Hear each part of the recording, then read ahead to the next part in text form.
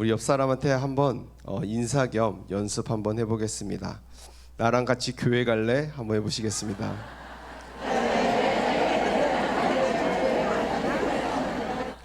네, 뭔가 이렇게 활짝 웃으면서 나랑 같이 교회 갈래? 이러면 더 좋을 것 같습니다. 네, 한 사람이 하나님을 만나기까지 참으로 많은 사람의 도움이 함께한다는 것을 느끼게 됩니다. 교회 가고 싶다는 말 한마디 때문에 누군가의 권유로 교회를 나오게 되는 경우가 있습니다. 처음 하나님을 알아가는 그 신앙의 자리에서 우리 성도님들의 작은 도움 하나하나가 참 소중하고 귀한 역할을 합니다. 그래서 전도라는 것은 단순히 한 사람이 한 영혼을 인도하는 일이 아니라 한 영혼이 세워지기까지 한 공동체가 함께하는 일이라는 그런 생각을 하게 됩니다. 네, 성도 여러분, 우리 교회 이번에 무슨 행사가 있습니까? 네, 전체 숙석 주일이 있습니다. 각 사람이 작정한 사람은 전도에 오겠지만 그 모든 사람이 세워지는 것은요, 그런 말이 있지 않습니까? 한 아이가 크기 위해서는 온 마을이 무엇을 한다고 하죠? 네, 한 아이가 크기 위해서는 온 마을이 필요하다라고 얘기를 합니다. 뭐 비슷하게요, 한 영혼이 하나님 안에서 세워져 가기까지 한 공동체가 함께 한 마음을 모으고 기도하고 도와주는 일이라고 생각이 듭니다. 그렇게 해서요, 하나님을 알아가고요. 그래서 이번 전체 출석 주일이 하나의 행사가 아니라 우리가 다시 우리의 공동체의 정체성을 세워갈 수 있기를 간절히 소망합니다. 그리고 오늘 말씀을 통해서도 우리가 전도에 대해서, 전도할 때 기억해야 할 부분에 대해서 함께 말씀을 나눠보고자 합니다. 오늘 본문 18절 말씀입니다. 십자가의 도가 멸망하는 자들에게는 미련한 것이요 구원을 받는 우리에게는 하나님의 무엇이라고 합니까? 능력이라. 네, 이렇게 말씀하고 있습니다. 그러면 십자가의 도가 무엇일까요? 이것은 예수님께서 우리의 죄를 대속하시기 위해서 우리 대신 십자가 위에서 죽으시고 희생하셨다라는 것입니다. 그리고 그 예수님을 믿음으로 받아들이면 우리는 하나님 앞에서 의로운 자가 되고 영생을 받는다라는 것입니다. 누군가에게 이것은요, 너무 미련하고 넌센스한 이야기로 들릴지는 모르겠습니다. 그러나 또 누군가에게 있어서 이것은 구원을 받는 하나님의 능력이 되는 것입니다. 사실 세상의 지혜의 관점에서 이 십자가는요, 이해할 수 없는 이야기입니다. 그래서 오늘 본문 19절에도 이렇게 말씀을 합니다. 함께 읽도록 하겠습니다. 시작. 기록된 바 내가 지혜 있는 자들의 지혜를 멸하고 총명한 자들의 총명을 폐하리라 하였으니. 네, 여기서 내가는 누굴까요? 바로 하나님이시겠죠. 이 말씀은 하나님이 지혜가 있고 총명이 있다고 자부하는 이들의 교만함을 물리치시겠다라고 하는 그런 말씀입니다. 하나님의 구원을 얻는 문제에서만큼은 인간의 지혜와 총명이 무용지물이 되게 하시겠다라는 것. 네, 인간의 지혜는요, 좋은 것입니다. 지혜를 통해서 우리의 삶이 좋아지지 않습니까? 또 인간의 지혜를 통해서 학문이 발전하고 또 과학이 발전하지 않습니까?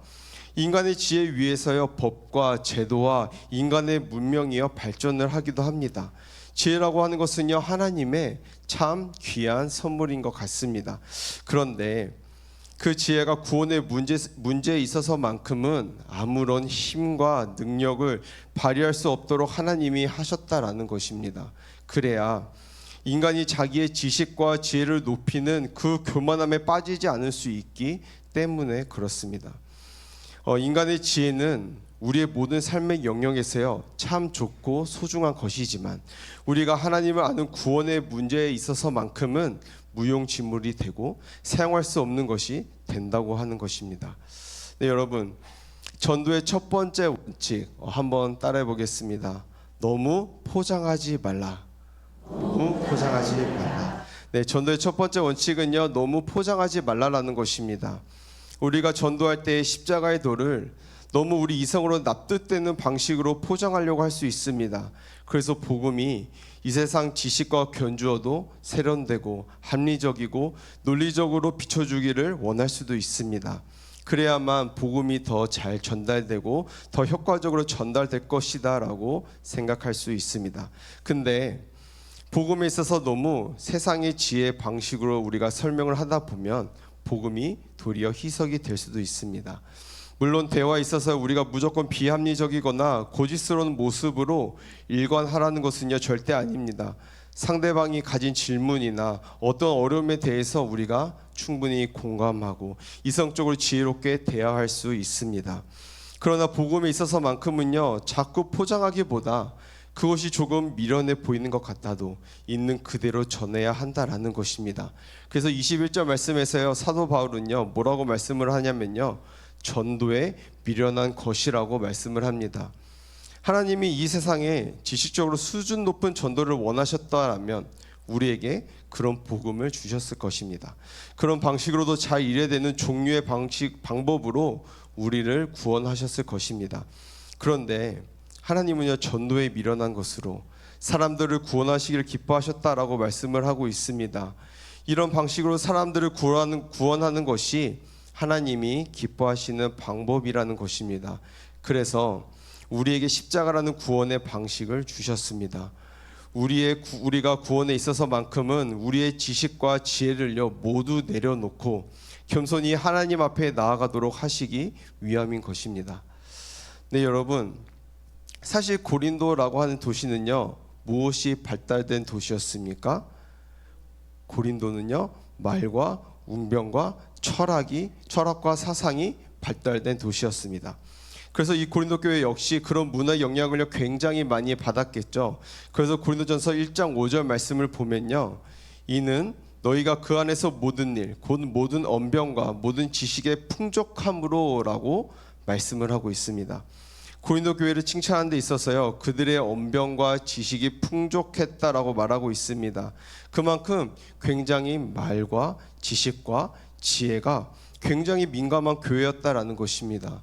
그런데 사도 바울은 이런 고린도 교회에 어떻게 전도를 하고 있습니까? 고린도전서 2장 1절에서 2절 말씀입니다. 함께 읽도록 하겠습니다. 시작. 형제들아 내가 너희에게 나아가 하나님의 증거를 전할 때에 말과 지혜의 아름다운 것으로 아니하였나니 내가 너희 중에서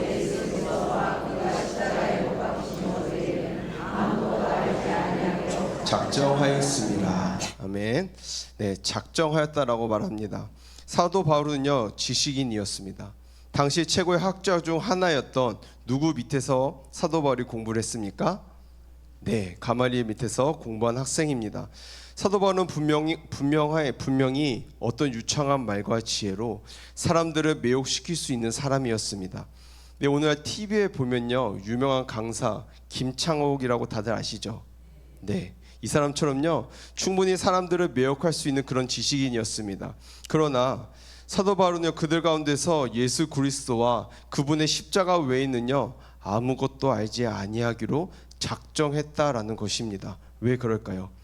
고린도전서 2장 4절에서 5절 말씀도 함께 읽도록 하겠습니다. 시작. 내 말과 내 전도함이 설득력 있는 지혜의 말로 하지 아니하고 다만 성령의 나타나심과 능력으로 하여 너희 믿음이 사람의 지혜에 있지 아니하고 다만 하나님의 능력에 있게 하려 하였노라. 아멘. 그들의 믿음이 사람의 지혜에 있지 아니하고 누구에게 있게 하려 했다고 합니까? 네, 하나님의 능력에 있게 하려 했다라고 말하고 있습니다. 사도 바울 자신이 사람의 지혜와 세련된 언변으로 전도를 한다면 그 말이 도리어 하나님의 능력을 가려버릴 수 있다라고 생각을 한 것입니다.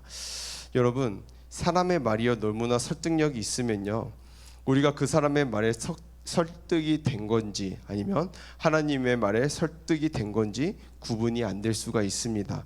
그런데 분명 너무 말이 안 되고 분명 매우 비논리적인 것처럼 보이고 설명이 안 되는데 믿어지면 그건 누가 하신 것입니까? 네, 성령의 능력이 하신 것이죠. 믿음을 가진 사람들이요 그런 고백을 많이 합니다.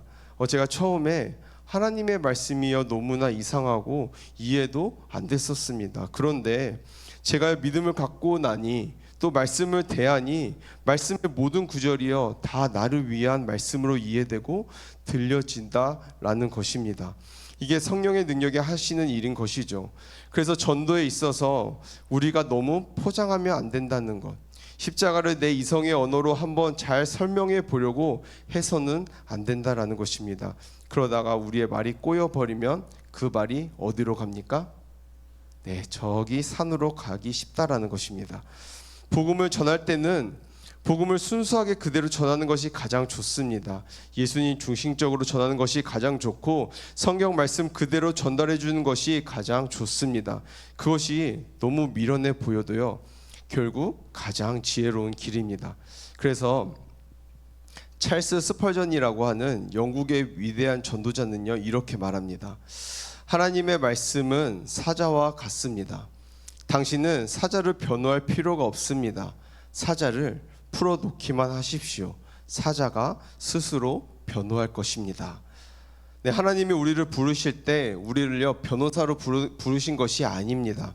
증인으로 부르셨다라는 것입니다.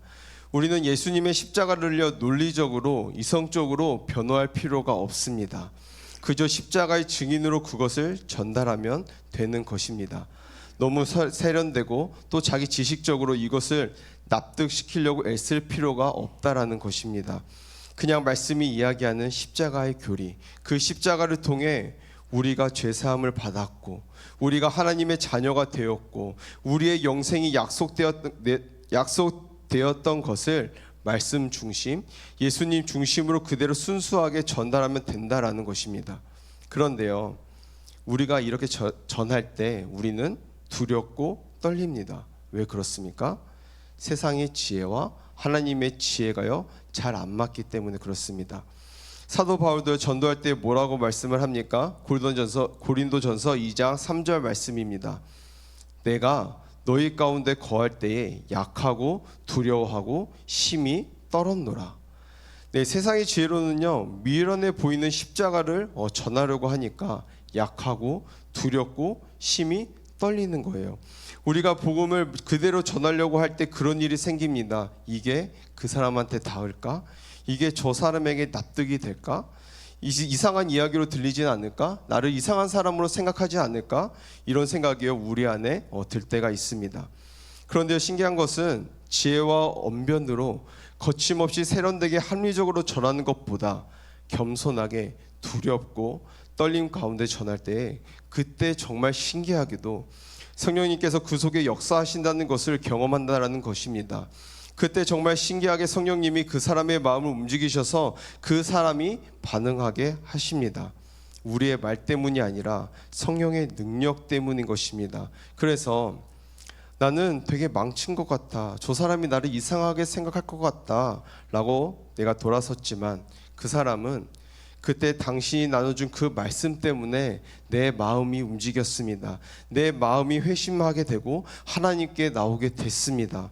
그렇게 말하는 경우들이 많다라는 것입니다. 그래서 우리가 전도할 때 너무 포장하지 말라라는 것입니다. 세상의 지혜 방식으로 너무 비틀고 요리하고 포장하는 것이 아니라, 그런 거 있잖아요. 우리가 요리를 잘하고 싶어서 또는 우리가 말을 재밌게 하고 싶어서 무엇을 뿌린다라고 하죠? 무엇이라고 하죠? 네, MSG. 그 MSG 너무 치지 말고 그 사람과 충분히 대화하고 우리가 가진 지혜로서 이야기하기를 바랍니다. 복음을 전할 때만큼은, 예수님을 전할 때만큼은 예수 십자가의 복음을 순수하게 전하시기 바랍니다. 그럴 때 우리의 말과 지혜가 아니라 성령님께서 그분의 능력으로 그 사람을 움직이게 하시고 하나님께로 이끄시는 것을 우리가 경험하게 될 것입니다. 아멘이십니까? 아멘. 네, 오늘 말씀 22절 말씀을 보시겠습니다. 유대인은 표적을 구하고 헬라인은 지혜를 찾으나. 네, 유대인은 무엇을 구한다라고 하고 있습니까? 네, 표적. 표적이 무엇입니까? 하나님을 증거하는 기적 또는 능력을 말합니다. 예수님도 이 땅에서 많은 표적을 보여주셨죠. 대표적으로 무엇이 있습니까? 오병이어 사건, 물고기와 떡으로 5,000명을 먹이신 그 사건. 이 사건을 통해서 예수님은 예수님의 신성을 증거하셨습니다. 이런 표적 때문에 많은 사람들이 예수님을요 그리스도로 믿고 따랐습니다. 그런데 표적만을 구하는 신앙생활의 문제점이 무엇입니까?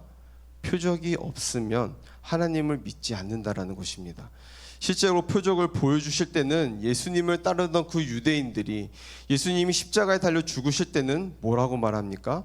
마태복음 27장 42절 말씀 함께 읽도록 하겠습니다. 시작. 그가 남은 구원하였으되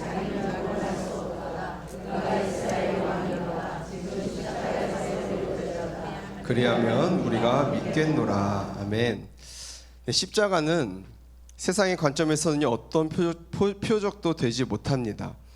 무력하게 인간들의 손에 못 박혀 죽는 신은 신이 아닌 것입니다. 그래서 그들은 끝까지 표적을 구하고 스스로 십자가에서 내려와 보라는 것입니다. 스스로 그 모든 것들을요 짜잔 하고 이렇게 극복해 보라는 것입니다. 그러면 우리가 믿겠다. 그러면 당신이 진짜 그리스도라는 것을 우리가 따르겠다라는 것입니다. 그런데 결국 그런 표적이 없으니 그들은 어떻게 합니까? 하나님을요 믿지 않습니다. 하나님을 바라보지 못하고 표적만을 바라보는 것이죠. 네, 전도의 두 번째 원칙입니다. 한 번 더 따라해 보겠습니다. 표적을 가지고 전도를 해서는 안 된다. 네, 전도의 두 번째 원칙은요, 표적을 가지고 전도를 해서는 안 된다라는 것입니다. 분명히 믿는 자의 삶 속에 표적이 나타날 수 있습니다. 하나님은 우리의 믿음을 더하시기 위해서 표적들을 허락하십니다. 무엇이 있을까요? 하나님을 만나고 병이 낫는 그런 것들이 많이 있지 않습니까? 또 하나님을 만나고 자기 삶에 말 못할 문제가 극적으로 해결된 역사를 경험한 이들도 많이 있습니다. 저도요 삶을 돌이켜보면요 하나님이 그 표적을 제 인생 가운데 허락하신 적이 많이 있습니다. 인간의 생각으로는 도저히 설명이 안 되는 놀라운 하나님의 역사라고밖에 말할 수 없는 그런 이적의 역사들이 분명히 있었습니다. 제가 그 배가 이게 뭐라고 하죠? 맹장이 터졌을 때 수술실에서 누워 있었을 때요 무서워가지고 주님 정말 이 수술이 잘 돼서 저를 살려주신다면 제가 목사가 되겠습니다 라고 여기 하나님께 선언한 적이 있었습니다. 근데 제가 지금 진짜 이 자리에 있게 되었습니다. 네, 이게 참 모든 사람들의 모든 성도님들의 기도 덕분에 이렇게 목사가 된 것 같은데 정말로 감사드립니다. 네, 그때는 하나님 이렇게 살아계신다고 그런 경험을 통해서 사람들한테 이야기를 하고 있는 것입니다. 물론 그런 것이 전도에 있어서 도움을 받을 수 있습니다. 그것이 꼭 나쁘다고는 이야기할 수 없습니다. 그런데 표적을 중심으로 해서 전도를 하려고 하다 보면요 하나님을 오해하거나 의도치 않게 하나님이 잘못 전달될 수 있습니다. 표적을 주지 않는 하나님은 하나님이 아닌 것처럼 이해될 수 있다라는 것입니다. 하나님은 꼭 좋은 일만 주셔야 하고 어떤 놀라운 기적을 통해서 내 삶에 당신을 증명해야 하는 분처럼 그렇게 생각될 수 있다라는 것입니다. 유대인들이 자꾸 표적을 구하는 것처럼 자꾸 표적만을 요구하는 사람들과 부딪히게 될 것입니다. 그런데 여러분 사도 바울은 23절과 24절에서 이렇게 말합니다. 우리 함께 읽도록 하겠습니다. 시작. 우리는 십자가에 못 박힌 그리스도를 전하니 유대인에게는 꺼리끼는 것이요 이방인은 미련한 것이로되 오직 부르심을 받은 자들에게는 하나님의 지혜니라. 아멘. 사도 바울은 십자가에 못 박힌 그리스도만을 전한다라고 말합니다. 근데 여러분 여기서 말하는 능력과 지혜는 세상이 말하는 능력과 지혜와 다른 것이겠죠. 그렇지 않다면요 유대인에게 거리끼는 것이나 이방인에게 미련한 것으로 보이지 않을 것입니다. 우리가 혹시 하나님을 만나서 사업이 성공했고 하나님을 믿어서 좋은 대학을 갔다라는 식으로 간증을 한다면 유대인도 거리끼게 하지 않을 것이고 이방인도 미련하게 보이지 않을 것입니다. 그런데 그것은요 자칫 세상적인 방식으로 하나님을 전하려고 하는 일이 될 수 있습니다. 그러면 표적을 중심으로 전도하지 말라고 하면 우리는 어떻게 전도를 해야 될까요? 저는 이렇게 말하고 싶습니다. 나의 약함을 자랑하라. 나의 약함을 자랑하라. 고린도서 12장에 보면요 사도 바울은 자신이 셋째 하늘에 올라간 경험을 이야기합니다. 셋째 하늘은 당시 언어로 눈에 보이는 물리적인 하늘이 아니라 하나님과 천사들이 있는 그런 영적인 하늘의 차원을 이야기합니다. 사도 바울은 놀라운 신비 체험 가운데 자신이 몸 밖에 있는지 안에 있는지도 분간하지 못하는 신비 가운데 그 낙원으로 이끌려 올라갑니다. 그리고 거기서 감히 사람의 말로는 표현할 수 없는 놀라운 비밀들을 들었다라고 이야기를 합니다. 그럼 아마 이런 신비 체험적인 것을 길게 간증을 한다라면 아마 당시 고린도 교회 사람들은요, 눈이 동그랗게 커지지 않았겠습니까? 와, 진짜 대박이다. 완전 놀랍다. 정말 저런 하나님이 계시긴 한가 보다라고 반응이 있을 수 있습니다. 그런데 사도 바울은 이상하게도 그의 이야기를 길게 하지 않습니다. 바로 이어서 이런 것을 자랑하지 않고 자기의 약함을 자랑하겠다라고 말합니다. 고린도후서 1장 12장 5절 말씀입니다. 내가 이런 사람을 위하여 자랑하겠으나 나를 위하여는 약한 것들 외에 자랑하지 아니하리라. 네, 사도 바울에게는요, 육체의 질병이 있었습니다. 그것을 바울은 육체의 가시라고 표현을 합니다. 가시가 자기를 계속 찌르는 것 같이 그런 고통스러운 육신의 아픔이 있었습니다. 사도 바울이 이 가시를 빼어 달라고요, 하나님께 한 번만 기도한 것이 아니라 3번까지 기도합니다. 이쯤 되면 하나님이 이 가시를 빼내어 주셨습니다. 정말 치료의 하나님이십니다 라고 해야 될 것 같은데요, 사도 바울이 얘기는요, 3번이나 기도를 했는데 하나님이 그 기도를 들어주지 않으셨다라고 말합니다. 왜 그럴까요? 고린도후서 12장 10절 말씀 함께 읽도록 하겠습니다. 시작. 그러므로 내가 그리스도를 위하여 약한 것들과 능력과 궁핍과 박해와 곤고를 기뻐하노니 이는 내가 약한 그때의 강함이라. 아멘. 하나님의 능력은 약한 데서 온전하여진 능력이라는 것입니다. 그리스도의 십자가의 능력은 약할 때 강함 되시는 능력이라는 것입니다. 그래서 사도 바울은 자기의 약한 것들을 자랑하겠다라고 말하고 있습니다. 인간의 연약함 속에 그를 붙드시는 그 그리스도의 능력이 더 온전히 드러날 수 있기 때문이라는 것입니다. 그래서 우리는요, 나의 성공 스토리보다 실패 스토리를 말하는 사람이 되어야 합니다. 여러분, 사람들은요 그렇게 말할 수 있습니다. 하나님이 진짜 계시면 너 한번 그 하나님을 증명해봐. 유대인이 표적을 구했던 것처럼 표적을 구할 수 있습니다.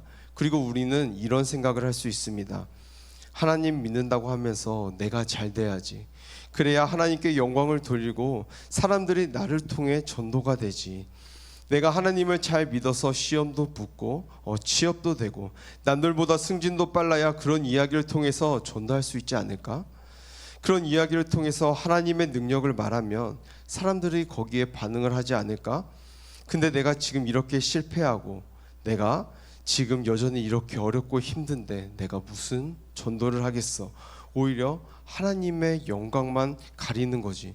여러분, 그렇게 생각할 수 있습니다. 저도요, 내가 차은우처럼 잘생겼더라면, 내가 임명우처럼 노래를 잘했었더라면 우리 교육부서가 굉장히 부흥했을 텐데라고 한 번만 생각했겠습니까? 네, 여러분, 근데 도리어 나의 연약함을 한번 나눠보십시오. 내가 죄인인 것을, 내가 멋있고 내가 영광스러운 부분만 드러내는 것이 아니라 오히려 부끄럽고 말하고 싶지 않은 것을 한번 말해 보십시오. 저는 가난합니다. 저는요, 이런 가정에서 태어났습니다. 저 사실 마음 안에 여전히 이런 병을 가지고 있고 저는 여전히 죄인입니다. 죄의 유혹을 받고 있고 때론 그 유혹에 쉽게 넘어집니다. 왜 이런 나를 하나님이여 사랑해 주시는지 모르겠습니다. 그럼에도 이런 나를 위해 예수님이여 십자가에 달려 죽으셨습니다. 그 예수님이 나를 살게 하시고 이런 나이지만 그래, 내가 주님 때문에 살아가고 있습니다. 이렇게 한번 나눠보십시오. 우리는 내가 잘되고 하나님께 응답받은 이야기를 해야 그 사람들의 마음이 열리고 전도가 될 거라고 생각을 합니다. 그런데 오히려 그런 이야기가 상대의 마음을 멀어지게 만들 수 있다라는 것입니다. 우리는 나의 연약함을 드러내면 상대가 뒷걸음질 치고 그런 하나님을 안 믿고 싶다라고 말할 거라고 생각할 수 있습니다. 그런데요, 정말 신기하게도 나의 약함을 자랑하다 보면요, 상대의 마음이 열립니다. 나의 약함을 자랑하다 보면 나의 말에 진정성이 실리고 복음의 은혜가 실립니다. 나의 약함을 자랑하다 보면 그 가운데에 성령님이 역사하십니다. 그리고 이렇게 약한 우리를 붙드시는 십자가의 그리스도의 능력이 선명하고 뚜렷하게 드러나는 것입니다. 우리가 그렇게 말할 때 상대방이 나도 그 하나님을 만나보고 싶다, 나도 그 하나님의 은혜를 알고 싶다, 어떻게 하면 되나, 그렇게 물어볼 수 있다라는 것입니다. 내 인생이 남들한테는 내세울 만한 어떤 표지가 되지 못하니 나는 전도하면 안 돼, 그렇게 생각하는 것은요, 큰 오해라는 것입니다. 우리가 여전히 가지고 있는 그 가시를, 여전히 하나님 앞에 기도해 봤지만 때에 내어지지 않는 그 가시를 자랑스럽게 여기시고 그것을 나눔의 도구가 되게 하십시오. 그럴 때 우리의 약한 데서 온전해지는 그리스도의 능력이 더욱 풍성하게 되어지기 때문입니다. 네, 마지막으로 여러분, 12월 2일이 무슨 날이죠? 네, 전책 축소 주일입니다. 우리가 3명의 작정자를 써서 냈는데요, 이 자리에, 예배 자리에 함께 동참할 수 있기를 간절히 소망합니다.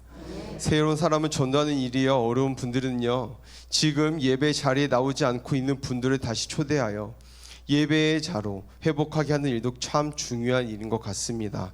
이번 전도가 남의 일이 아니라 나의 일이 될 수 있기를 간절히 소망합니다. 세련되어 보이지 않아도, 미련해 보여도 하나님은요, 결국 전도에 미련한 것으로 사람들을 구원하십니다. 우리 세상은요, 미련하다고 여기는 그 십자가를 기뻐하고 자랑스럽게 여기며, 우리는 강하지 않아도 예수님의 그 강함을 붙잡고 우리의 연약함 속에 일하시는 그 하나님을 증거할 수 있기를 간절히 소망합니다. 그래서 우리 교회 갈래? 이렇게, 네, 우리 교회 갈래? 진정성 있게 말해보시기 바랍니다. 그냥 단순하게 그 사람을 사랑하는 마음으로 교회 같이 가자. 그렇다고 해서 모든 결실이 다 있었으면 좋겠지만 아닐 수도 있겠죠. 단순하게 너무 어렵게 포장하지 말고 순수하게 그 사람을 정말로 사랑하는 마음으로 복음을 전해서 우리 전체 축소 주일이 하나님이 기뻐하시는 잔치로 빛나는 그런 자리가 되도록 기도하며 함께 나아가기를 간절히 소망합니다. 아멘. 네, 함께 찬양하시겠습니다. 예배자라는 찬양인데요, 함께 찬송하시고 기도하도록 하겠습니다.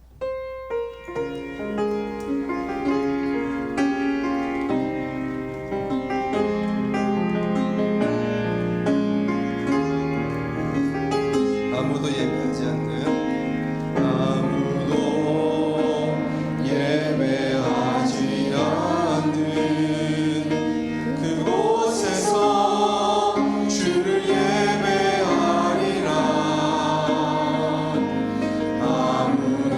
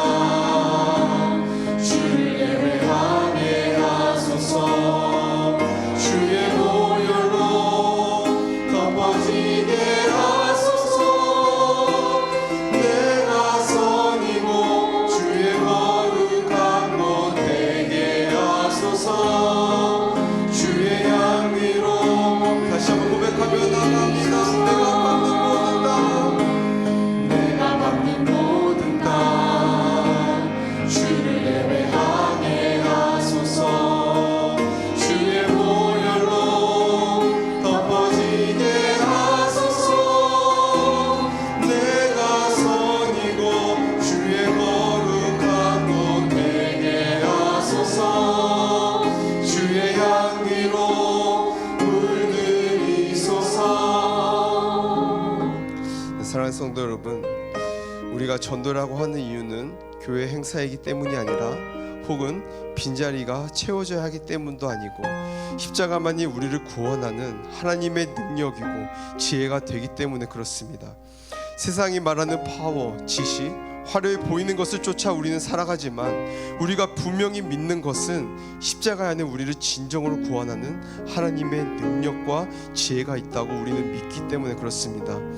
예수님만이 길이요 진리요 생명이심을 우리는 진정으로 믿기 때문입니다. 그래서 내가 미련해 보이기도 합니다. 우리가 미련해 보이기도 합니다. 세련되어 보이지 않아도 우리는 갑니다. 그에게 복음의 소식 하나 들고 십자가 소식 하나 들고 우리는 그 사람에게 나아갑니다. 세상이 미련하다 말할지라도, 세상이 어리석다라고 손가락질라도, 어리석고 미련해 보이는 그 길 가운데에 능력과 참 지혜가 있기 때문에 우리는 전도를 합니다. 우리 마음을 다시 하나님께로 향하기를 원하고 이 전체 추석 주일이 우리에게 주는 메시지가 있기를 원합니다. 어떤 방식이든 하나님이 이번 전체 추석 주일을 위해 우리 각 사람에게 준비하신 은혜가 있을 것입니다. 그래서 이 시간 함께 기도하실 때에 전체 추석 주일 내 함께 동참하기 원합니다. 그냥 강 건너 불구경하는 그런 내가 아니라 하나님의 은혜에 동참하는 내가 되게 하여 달라고. 하나님의 내가 동참하는 자가 되겠습니다. 방관자가 되지 않겠습니다.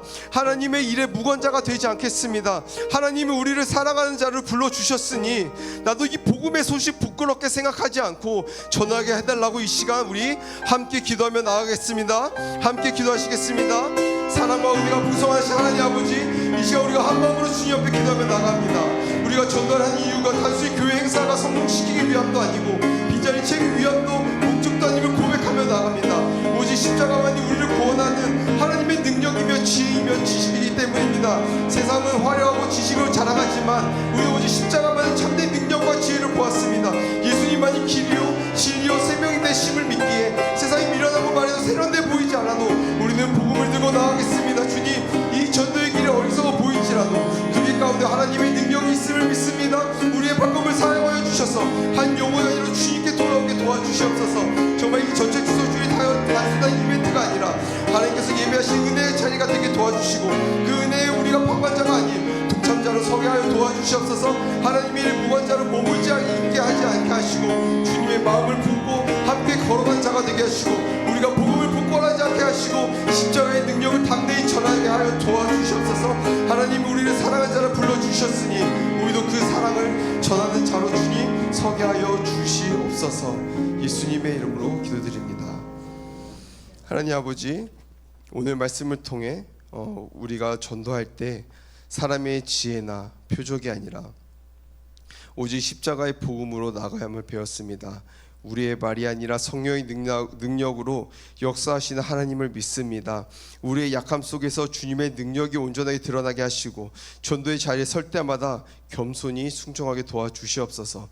다가온 전체 출석 주일이 행사가 아니라 하나님 기뻐하시는 영혼 구원의 잔치가 되게 하시고 우리 모두가 한 마음으로 복음을 전하게 도와주시옵소서. 예수님의 이름으로 기도드립니다. 아멘.